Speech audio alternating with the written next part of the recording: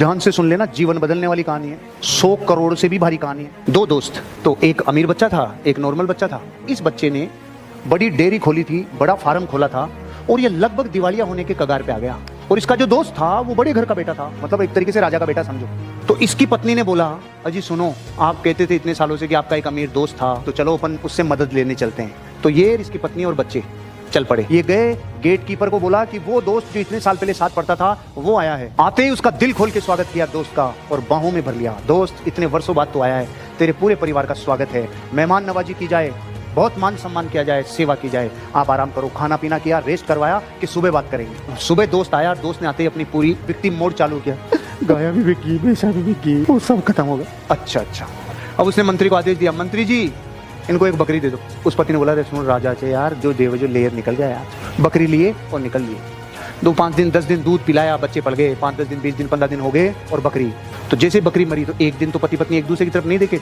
साला इतना बड़ा राजा मेरे को बकरी देके भेजा था, दिमाग खराब है यार तू। लेकिन 3-4 दिन बाद झाग आ गए वापस कि चलो चलते हैं, अब की बार देखते हैं, अब की बार थोड़ा सही देना चाहिए। वो गया, वैसे ही स्वागत हुआ, रात को विश्राम हुआ और सुबह 10:15 बजे वापस बकरी भी मर गई। राजा ने बोला, चिंता मत करो, बिल्कुल भी कोई चिंता करने की जरूरत नहीं है, मंत्री जी बकरी दे दो। अब राजा का आदेश कोई टाल सकता है क्या? शांति से बकरी लेके 5 दिन दूध पिए, 10 दिन दूध पिए, 15 दिन दूध पिए बकरी।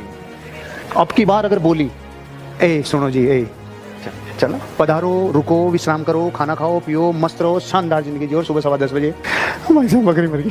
परमात्मा जो भी करता है अच्छे के लिए करता है, चिंता करने की कोई भी जरूरत नहीं है, टेंशन मत ले, मैं तेरे साथ खड़ा हूँ। मंत्री जी बकरी दे दो। पत्नी ने माथा पकड़ लिया, तो होते ना गुस्से में, बकरी ले गए। 1 दिन 2 दिन 5 दिन 10 दिन बकरी ब्याई। आप क्या सोच रहे थे? बकरी, एक बकरी और ले आई और वो जो बकरी थी उसके भी बकरी 4-5 बकरी हो गई। दूध मामला सेट हो गया, बच्चे पढ़ने लग गए और अब थोड़ा थोड़ा दूध बेचना शुरू कर दिया। 90% लोग इस टाइम भूल जाते हैं।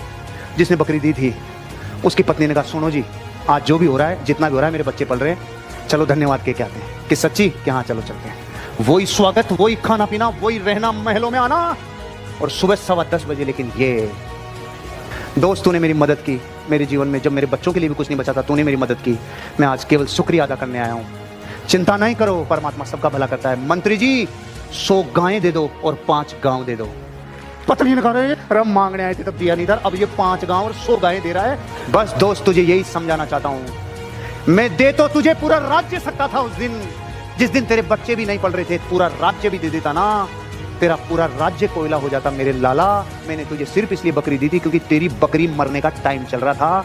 अब तेरी बकरी ब्याई, तेरे लिए राज्य कुर्बान है, तेरे को भाग्य के लिए रोना नहीं है। ध्यान से सुन लेना, जीवन बदलने वाली कहानी है।